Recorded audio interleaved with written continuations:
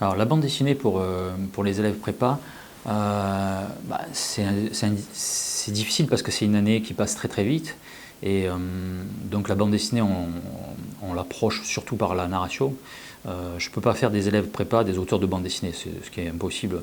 On parle énormément de narration, on analyse la bande dessinée, on la déconstruit, on rentre au sein même de ce que ça peut évoquer la bande dessinée ou les bandes dessinées, le plan, le rapport au plan, l'espace, et comment ça fonctionne d'une image à l'autre. Parce que le médium de la bande dessinée, c'est le rapport des images les unes aux autres et des planches aux planches, la double page, le travail de double page, et le travail de la suite, le récit court, le récit long.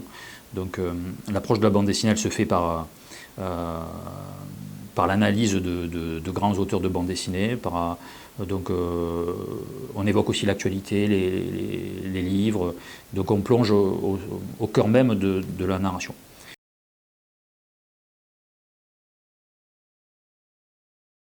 Si on a déjà lu de la bande dessinée, c'est déjà très bien parce que, en fait, naturellement, on a on sait lire, en fait. On n'a pas besoin d'avoir d'explications comment se compose même la bande dessinée.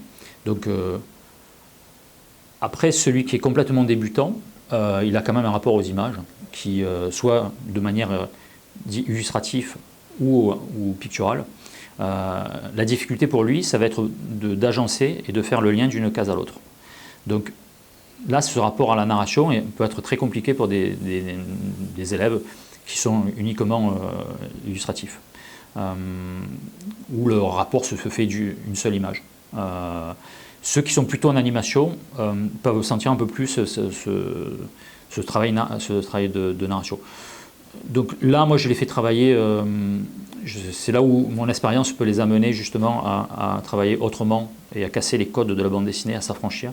Donc ce travail-là, il se fait par la matière, il peut se faire par l'espace, par le plein et le vide, par le clair-obscur, par une déconstruction sans case, avec un travail qui est même en narratif, qui peut tendre vers l'abstrait avec un travail de tâche. Donc c'est une idée d'intensité. Pour moi, ce qui est important à ce moment-là, c'est que en s'affranchissant des codes, c'est permettre à chacun de se libérer.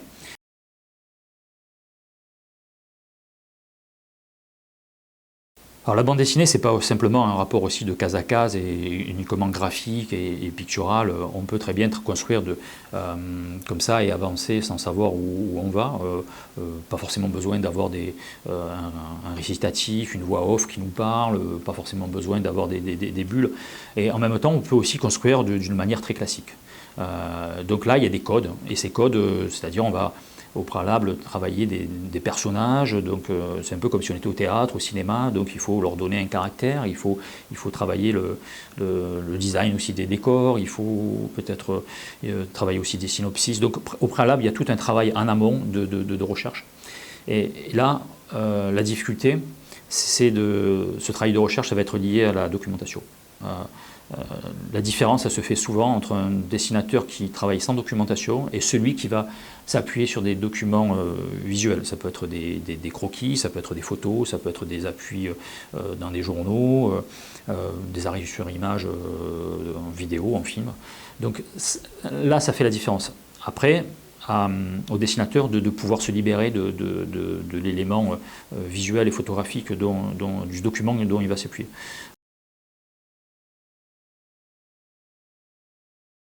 Donc pour l'élève prépa qui aurait des difficultés dans le dessin, qui a un rapport, qui a des difficultés dans le rapport du dessin classique, qui a un dessin qui est plutôt naïf,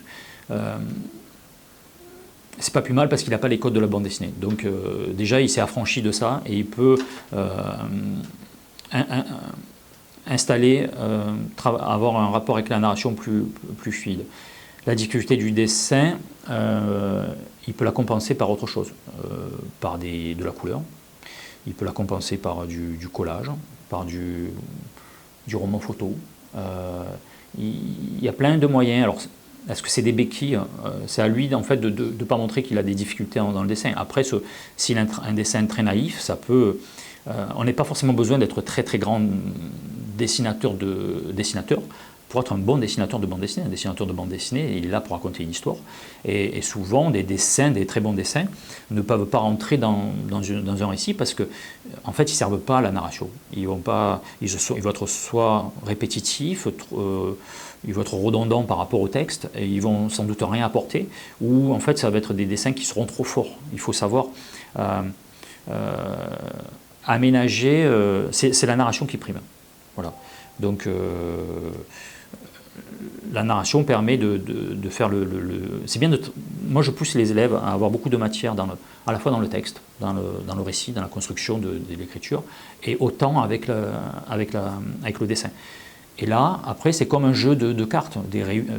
C'est comme si on voulait faire une réussite. Donc, dans chaque colonne, on aura la couleur définie, le roi à sa place, le roi de cœur ou le roi de carreau. Donc, une fois que la réussite est posée, ça veut dire que les cases, si elles sont posées, elles ne doivent pas bouger.